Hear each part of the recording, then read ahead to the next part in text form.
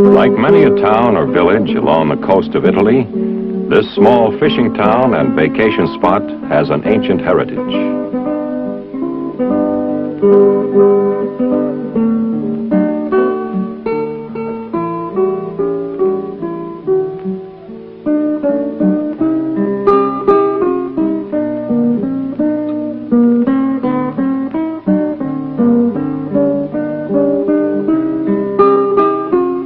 Its roots reach back into the worldly glory of the Roman Empire.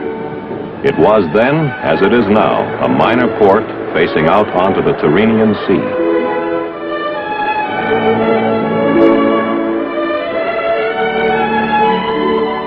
In ancient times, its name was Antium, and it was not without a degree of dubious distinction.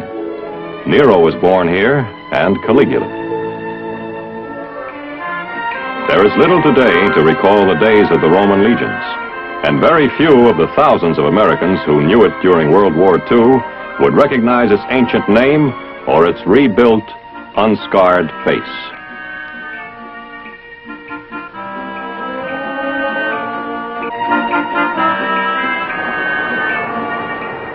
Time and peace have had nearly 2 decades to do their healing work. There has been peace, and much that is past has been mercifully lost to memory.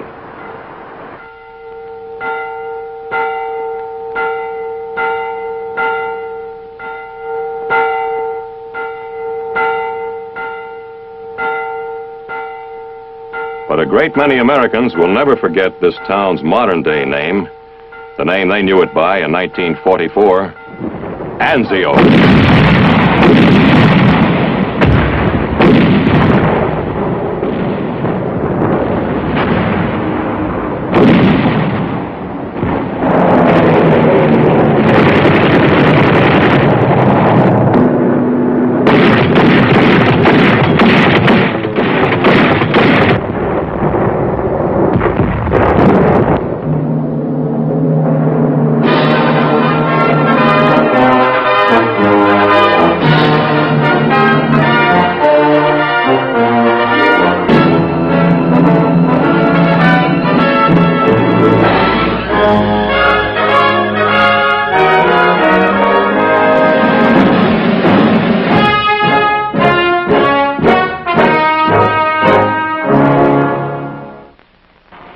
In 1943, it was one of our strategic aims to draw as many German forces as possible away from the Russian front and French coastal areas and to contain them on the Italian peninsula while liberating as much of Italy as might be possible with the means at our disposal.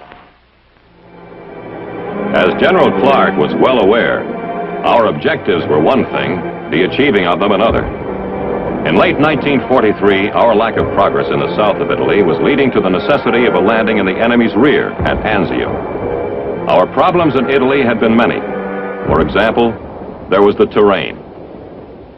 It was ideal for the defending enemy forces, cruelly difficult for Allied troops. Oh boy, you talk about your bad country. I mean, they didn't have but 2 directions over there. Up the hill and down the hill. Here, methods of transport long obsolete became operational necessities. It was this kind of hostile, perpendicular country which led one Allied officer to comment, "What you need to fight a war over this ground is an army of bulletproof kangaroos." The kangaroos, to be effective, would have had to be amphibious as well as bulletproof, for uncrossable rivers and blown bridges were prime facts of life. The enemy really knew his job. When those people blew a bridge, we had to start over from scratch. Some of our guys stayed wet so long their skin puckered up like a prune. We didn't get a lot of help from the weather either, as I remember.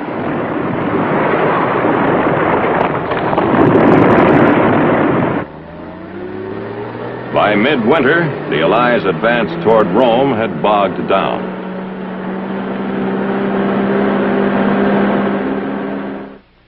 Just south of Cassino, a stalemate had developed And it was the deadlock here at the Gustav Line which germinated the seeds of the Anzio operation.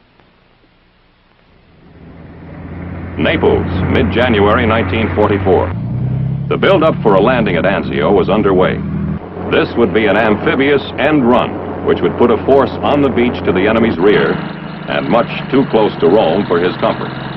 Maybe we could break the casino deadlock this way, but from the start, there were serious problems. It had the looks of a very chancy operation. For one thing, when all the begging, borrowing, and scrounging were done, there were only 38 LSTs for the sea lift. What that meant was the initial landing force was going to have to be dangerously small. 2 divisions. 2 more to come on the second trip. 6th Corps, that was us, under General John P. Lucas, drew the honor. It was a gamble for everybody concerned, but it had to be taken. By 21 January 1944, the task force was moving toward Anzio. The 2 divisions were well chosen. The British 1st Infantry had been through Dunkirk, the American 3rd had fought through Tunisia and Sicily. But at this point, all was doubt, speculation.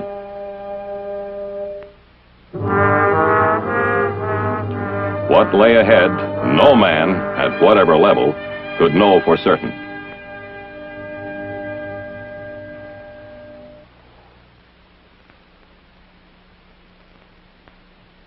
By the time it got late on the 22nd, we were already putting people on the beach. I made the Salerno landing before, and I was all set in my mind for this to be just as bad. I kept waiting for them to open up with the heavy stuff, but it didn't happen. I didn't get it. But I sure wasn't complaining. Unbelievably, the landing was almost completely unopposed.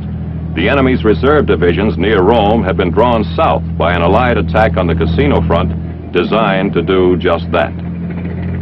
By an ironic bit of timing, the Germans had called off their 24-hour coast watch on the very night when the task force was approaching Anzio. Equally ironic was this: we had achieved complete surprise, and we didn't know it. The only real trouble we got that day was from the air.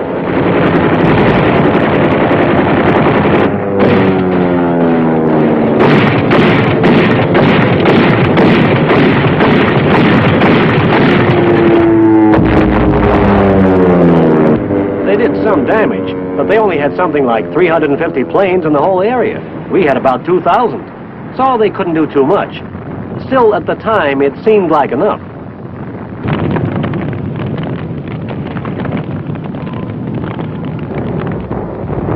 Despite harassment from the air, losses were light. The first day saw 90% of the landing forces ashore. Immediately, they began consolidating the beachhead against the enemy counterattack, expected at any moment. With his reserve divisions pulled south by the casino attack, the enemy had only ragtag fragments of units at his disposal, but he moved them up swiftly. Prisoners taken in the first days were universally smiling and confident once they discovered they were not going to be mistreated. They were certain that in a matter of days they would see the Allied landing force pushed into the sea. The 6th Corps had already faced the swift and professional reaction of the German commander Kesselring at Salerno, and expected no less of him in this new meeting. He lost no time in eliminating the advantage of surprise which the Allies had unknowingly gained. At Kesselring's command, General von Mackensen assumed responsibility for Anzio, and by evening of the second day of the landing, parts of 8 divisions were in position, and more were moving up.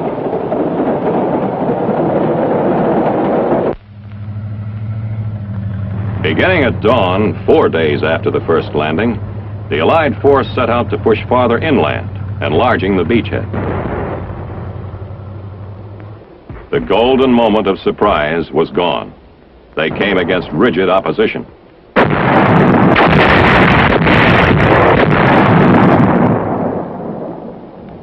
It was a foretaste of things to come. In 3 days of fighting, the perimeter was extended somewhat, but the cost was high.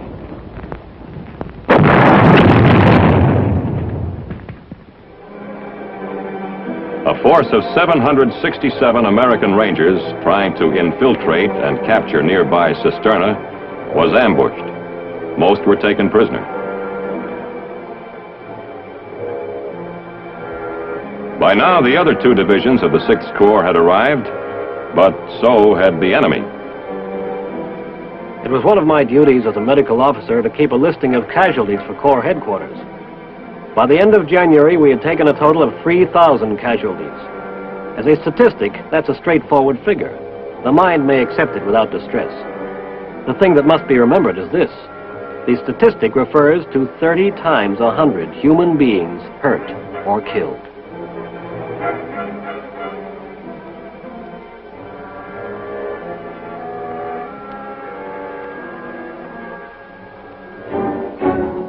The Allied offensive ground to a stop, and the Anzio forces went on the defensive. Bad weather came. This meant no air cover. This meant enemy forces building up without hindrance. A counterattack was inevitable, and we got ready for it. But barbed wire and mines, so helpful to a force on the defensive, were in somewhat short supply.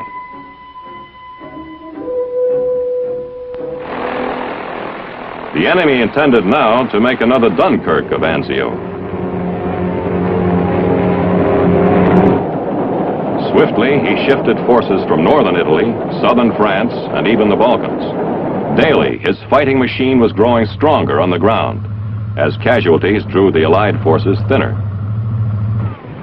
By mid-February, the enemy had pushed the Allies back in the center of the grimly held beachhead, almost to the last-ditch lines of defense. The outlook, depending on which side you were looking from, was excitingly bright or very dark. Now, once again, an Allied attempt in the south to breach the Gustav line failed.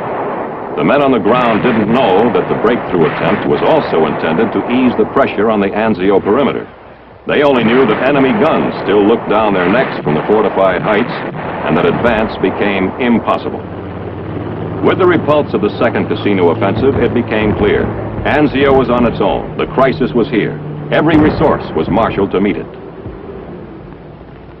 When the massive frontal attacks came, we met them with a hurricane of fire.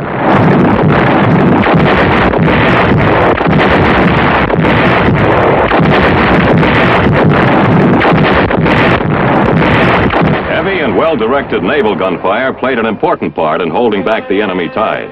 The Anzio front was so close to the sea that naval guns became infantry support weapons.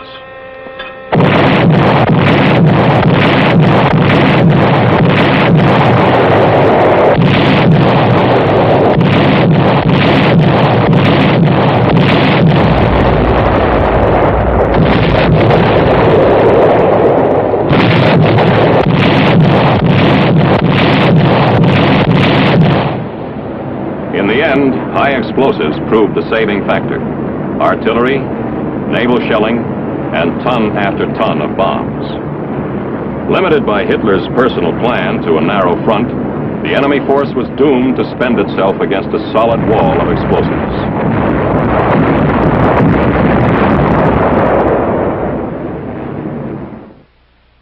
Having weathered the crisis, the 6th Corps' commander, General Lucas, received a new assignment. Assistant Commander, 5th Army. The new commander of the Anzio force was General Lucian K. Truscott, recently appointed deputy to General Lucas and former commander of the 3rd Division. What lay ahead was now up to him. This was the situation the new commander faced. He held a beachhead, but a smaller one. In the center, an ugly bulge remained, and there it stayed. The simple fact was, neither side had strength to do anything about it. Now came a strange 3-month period which no one who was there will forget. The static war at Anzio, or as some called it, the Sitzkrieg. By now, everybody was used to living in holes. Anyway, as used to it as you can get. When we could, we'd put in the time on improvements. We used to say we had all the comforts of home, provided you lived in a muddy hole in the ground back home. Within the reduced area of the beachhead, there was now no corner which was out of range of enemy artillery. Like industrious moles, the Anzio forces in the field moved themselves underground. We struck it lucky. A cosy bit of a cave it was, no digging necessary. It was already occupied, as you might say, but we got on fine with the former tenants because they were very quiet. I wrote the missus not to worry about me. I was spending all my spare moments in the ruddy museum. Still, it wasn't all the cooks to her. There was always work to be done.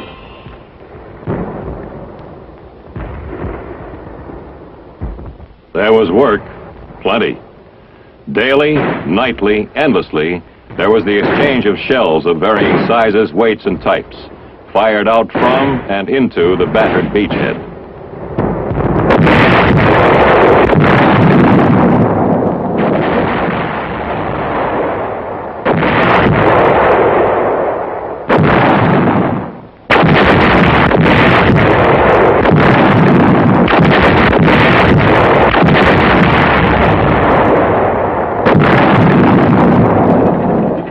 I don't know. Sometimes you gotta get a different slant before you really see a thing. But you know what I mean. I heard the guns going every night.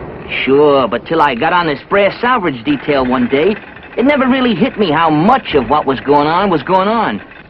It made you wonder how there was any mountains left, much less, little stuff like houses and people. I tell you, you should have seen all that brass.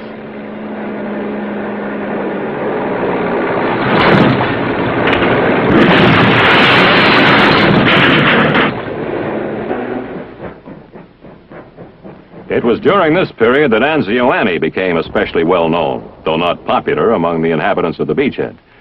Actually, Anzio was not one, but two huge German railway guns, called Robert and Leopold by the men who directed their fire into every corner of the crowded perimeter.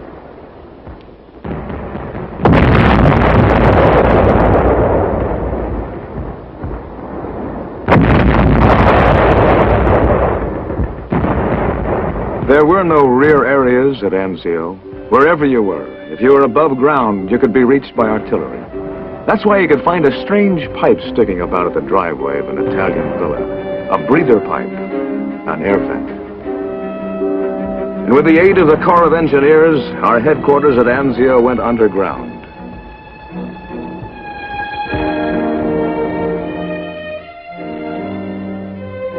The main corridor gave you an idea of how big this specialized foxhole was. It ran just about a quarter of a mile in a straight line. And branching off from it, all the elements of an operating headquarters.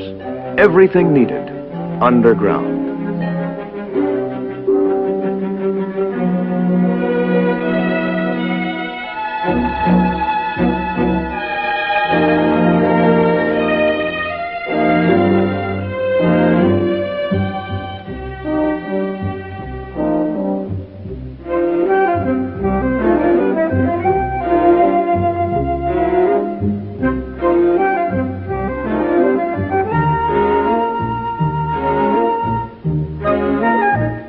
Railway tunnels, natural caves, all were put to use and glad to get them.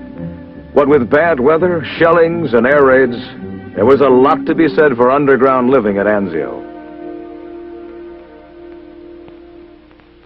Another constant reality of the beachhead was the endless patrolling, probing, raiding.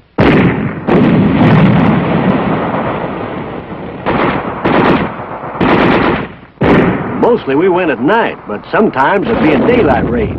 Maybe some enemy people would sneak in and set up observation in some house.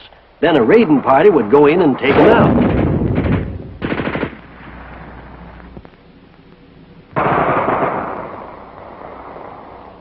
It was a regular thing. You didn't get used to it, but at least you got where you understood what you were doing.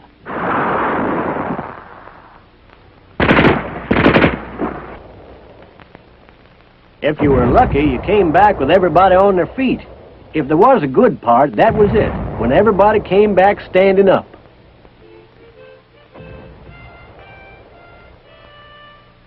There was a right funny side to it all, though. These propaganda sheets we used to get were always good for a chuckle. I don't know yet what they hope to accomplish.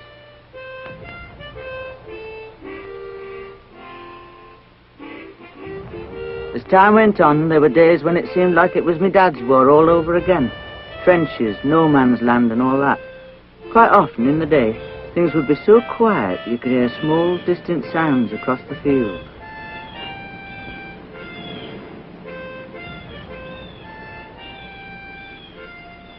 Mind you, though, night time was something else again.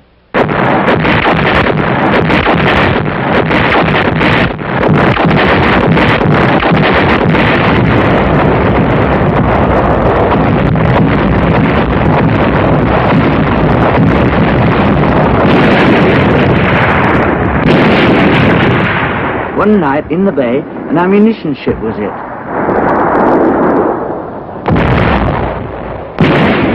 Like a great big fireworks display. But it wasn't good to think of the people who'd been on her.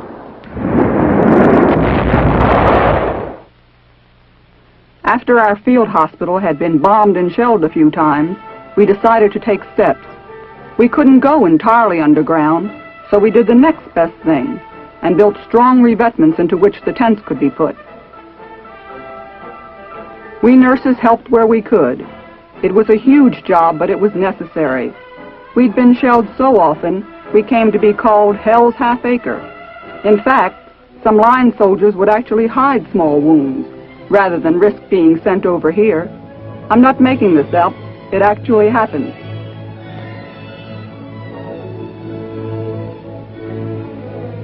Strange things happened on occasion. There was the teenage German lad we found trying to get among the ships with a one-man submarine device. He seemed much too young to be out on such business. They sent some men round to where the thing was beached to bring it in. Funny looking thing. Really not much more than one torpedo to ride on and another one underneath to shoot. The ruddy propellers started up when they started to tow it. Livening up their afternoon all right. Well, there were some jolly good sprinters among them lads.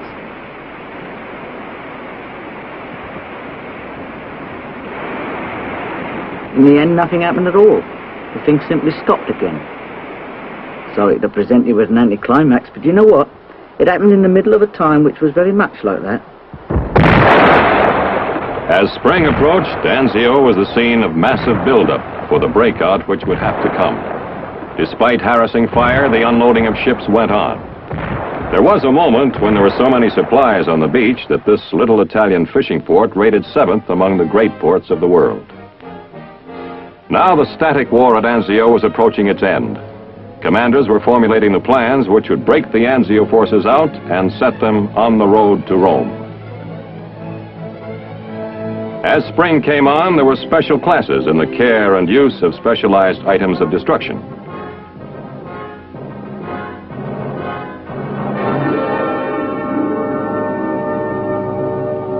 Rehearsal for the real thing. Near Anzio, a group of American commanders gathered to witness a demonstration. The 3rd Division Commander, General Iron Mike O'Daniel, gave a graphic description to General Clark. As well he might, since it was a device of his own inventing which the officers had come to see. The old man called it a battle sled, and that was pretty accurate. All it was, you had a bunch of foxholes, only they were steel, and rigged up for towing behind a tank.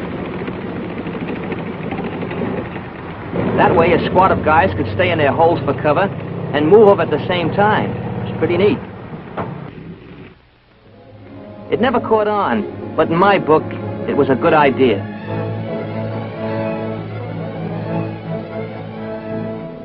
In the South, the Allied strength had grown. It was now possible to mount an all-out push against the Gustav line.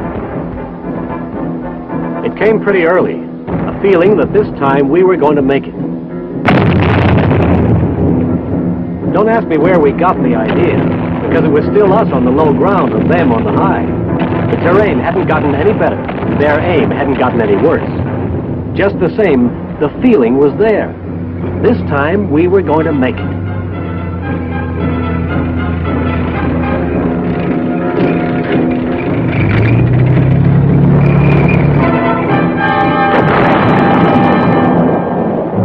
After a week of heavy fighting, it was clear that the forces in the South were, in fact, breaking through the unbreakable Gustav line.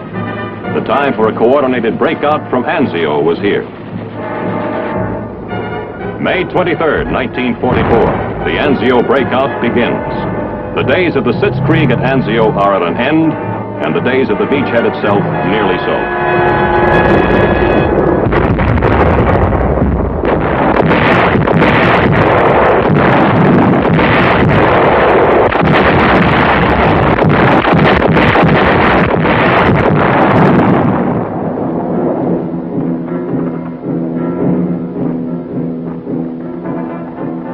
out over grounds where both sides had been planning all sorts of little surprises for each other.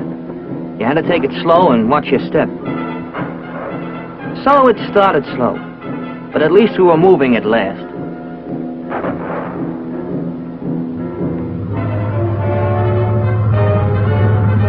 Now, after everything, here was the road to Rome.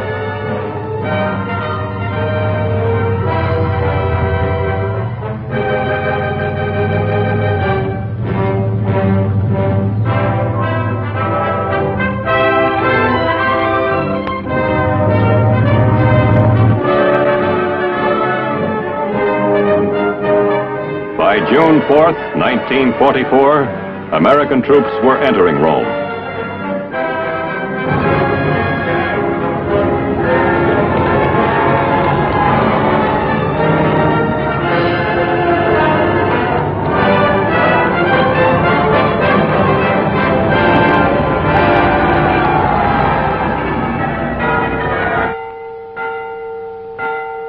Behind lay an action over which historians could and would widely disagree in years to come. On the battered beachhead, our men had learned much, and perhaps the enemy had learned something too.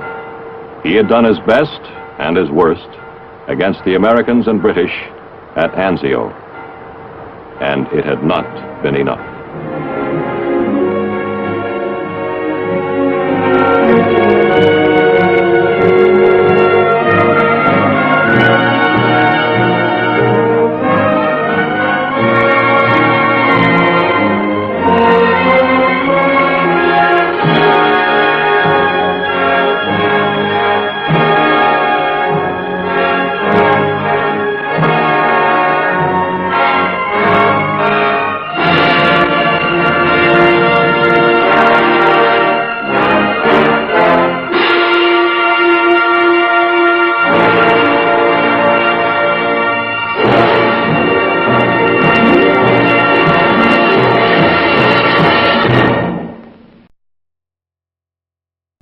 In ancient times, its name was Antium, and it was not without a degree of dubious distinction.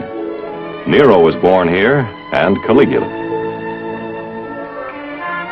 There is little today to recall the days of the Roman legions, and very few of the thousands of Americans who knew it during World War II would recognize its ancient name or its rebuilt, unscarred face.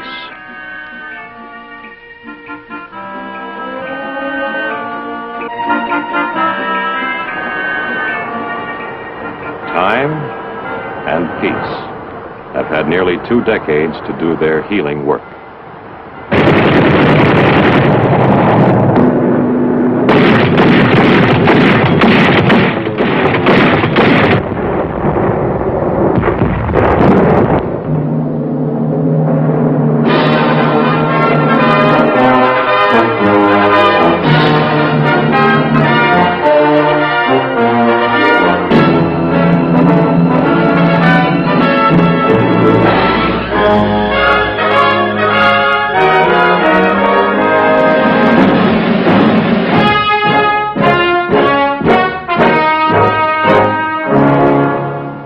Spot has an ancient heritage.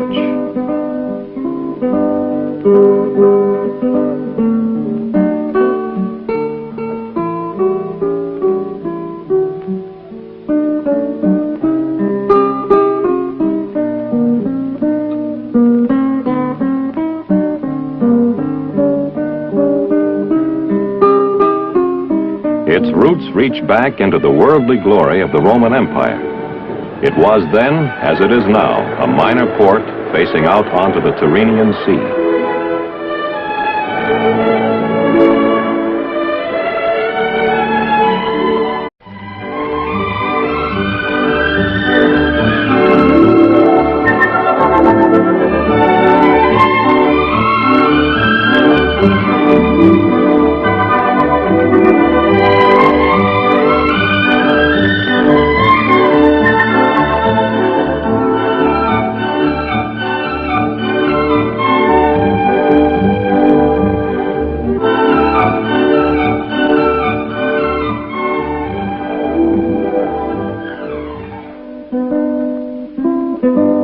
Like many a town or village along the coast of Italy, this small fishing town and bay, there has been peace, and much that is past has been mercifully lost to memory.